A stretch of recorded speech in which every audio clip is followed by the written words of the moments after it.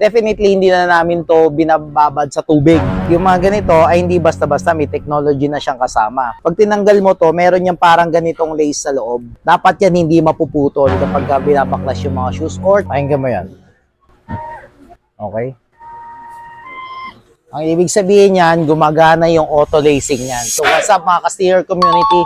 Ang project natin ngayon ay Air Mag Auto Lacing Shoes, okay? Kung makikita nyo dito, gumagana pa yung auto lacing na technology niya. Kahit na full reglo na namin to dito. So, dito sa Soul Game, nag-full reglo kami kahit may mga technology ganito yung shoes. Perfect. Ang kagandahan niyan kasi ang diskarte niyan, pag tinanggal mo to, meron yung parang ganitong lace sa loob. Dapat yan hindi mapuputol kapag binabaklas yung mga shoes or pag tinatanggal yung mga lumang pandikit ng shoes. Kaya kailangan may experience at saka expert ang gagawa ng mga ganitong klaseng restoration, ano? Kasi nga, yung mga ganito ay hindi basta-basta, may technology na siyang kasama. Ang isa pa sa mga ginagawa namin sa mga ganito ay definitely hindi na namin to binababad sa tubig o binabasa ng todo. So foam wash ang ginagawa natin na diskarte dito para to make sure na hindi masira yung technology sa loob niya, which is yung electronics na gumagana para sa auto lacing. Ang ginawa natin dito, full reglo as usual. Ito yung kanyang before picture nung tinanggal natin lahat ng pandikit doon sa soles ni Sir.